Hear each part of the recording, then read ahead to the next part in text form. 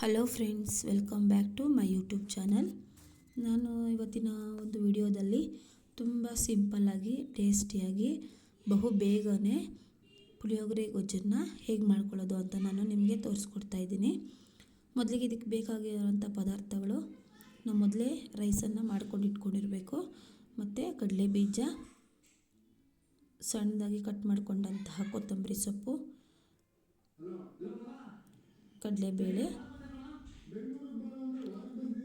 ಒಣಮೆಣಸಿನ್ಕಾಯಿ 5ರಿಂದ 6, ಮತ್ತು ಎಣ್ಣೆ,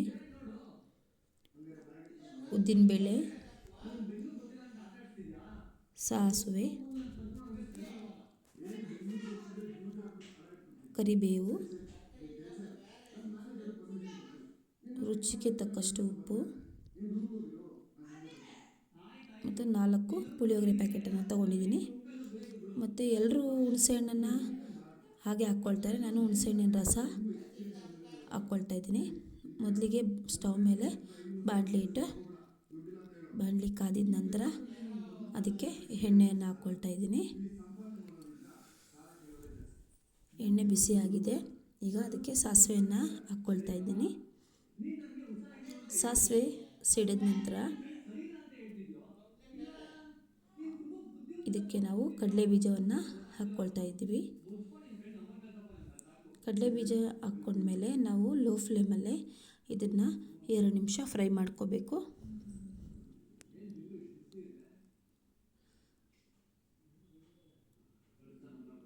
ಕಡಲೆ ಬೀಜ ಸ್ವಲ್ಪ ಗೋಲ್ಡನ್ ಕಲರ್ ಬರೋವರೆಗೂ ಫ್ರೈ ಮಾಡ್ಕೊಳ್ಳಿ. ನಂತರ ಇದಕ್ಕೆ ಕಡಲೆಬೇಳೆಯನ್ನು ಹಾಕ್ಕೊಳ್ತಾ ಇದ್ದೀನಿ. ಅದನ್ನು ಸಹ 2 ನಿಮಿಷ ಫ್ರೈ ಮಾಡ್ಕೊಳ್ಳಿ. ನಂತರ ಉದ್ದಿನಬೇಳೆಯನ್ನು ಹಾಕ್ಕೊಳ್ತಾ ಇದ್ದೀನಿ. ಅದನ್ನು ಸಹ 2 ನಿಮಿಷ ಫ್ರೈ ಮಾಡ್ಕೋಬೇಕು.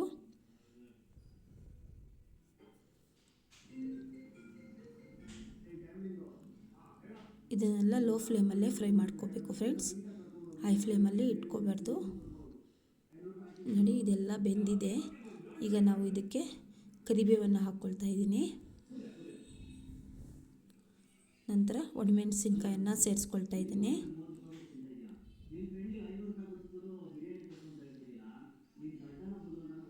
ಇದನ್ನು ಸಹ 2 ನಿಮಿಷ ಫ್ರೈ ಮಾಡ್ಕೊಳ್ಳಿ.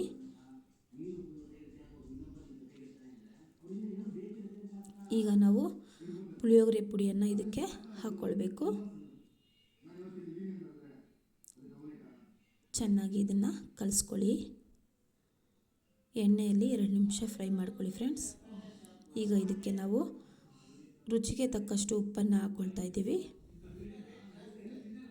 ಮತ್ತೊಂದು ಸಾರಿ ನೀಟಾಗಿ ಎಲ್ಲ ಚೆನ್ನಾಗಿ ಮಿಕ್ಸ್ ಆಗೋ ಥರ ಕಲಿಸ್ಕೊಳ್ಳಿ. ನಂತರ ಇದಕ್ಕೆ ಹುಣಸೆಹಣ್ಣಿನ ರಸನ ಹಾಕ್ಕೊಳ್ತಾ ಇದ್ದೀನಿ ಫ್ರೆಂಡ್ಸ್. ಕೆಲವೊಬ್ರು ಏನು ಮಾಡ್ತಾರೆ, ಹುಣಸೆಹಣ್ಣಿನ ರಸ ಹಾಕ್ಕೊಳ್ಳೋದಿಲ್ಲ. ನಾನು ಈ ಒಂದು ವಿಡಿಯೋದಲ್ಲಿ ಹುಣಸೆಹಣ್ಣಿನ ರಸ ಹಾಕ್ಕೊಳ್ತಾ ಇದ್ದೀನಿ. ಚೆನ್ನಾಗಿ ಮಿಕ್ಸ್ ಮಾಡ್ಕೊಳ್ಳಿ. ಈಗ ಇದಕ್ಕೆ ಕೊನೆಯದಾಗಿ ಕೊತ್ತಂಬರಿ ಸೊಪ್ಪನ್ನು ಹಾಕ್ಕೊಳ್ತಾ ಇದ್ದೀನಿ. ಫ್ರೆಂಡ್ಸ್, ನೀವು ನೋಡ್ಕೊಳ್ಳಿ, ಒಂದೇ ಸಾರಿ ಉಪ್ಪನ್ನು ಹಾಕ್ಕೊಳ್ಳೋಕೆ ಹೋಗಬೇಡಿ, ಸ್ವಲ್ಪ ಸ್ವಲ್ಪ ಹಾಕ್ಕೊಳ್ಳಿ. ಕಡಿಮೆ ಆದರೆ ಬೇಕಾದರೆ ಹಾಕ್ಕೋಬೋದು, ಜಾಸ್ತಿ ಆದರೆ ನಾವು ಏನು ಮಾಡೋಕ್ಕಾಗಲ್ಲ. ನೋಡಿ, ಪುಳಿಯೋಗರೆ ರೆಡಿಯಾಗಿದೆ. ಈಗ ನಾವು ಅನ್ನದ ಜೊತೆ ಮಿಕ್ಸ್ ಮಾಡೋಣ. ನೀಟಾಗಿ ಎಲ್ಲ ಮಿಕ್ಸ್ ಮಾಡ್ಕೊಳ್ಳಿ.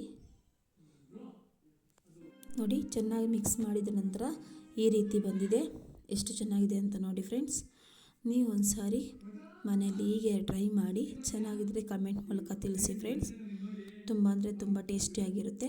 ಹಾಗೆ ಈ ವಿಡಿಯೋ ಇಷ್ಟ ಆದರೆ ನಿಮಗೆ ಲೈಕ್ ಮಾಡಿ, ಶೇರ್ ಮಾಡಿ, ಸಬ್ಸ್ಕ್ರೈಬ್ ಮಾಡ್ಕೊಳ್ಳಿ. ನಾನಿವತ್ತಿಗೆ ಈ ವಿಡಿಯೋನ ಎಂಡ್ ಮಾಡ್ತಾಯಿದ್ದೀನಿ ಫ್ರೆಂಡ್ಸ್.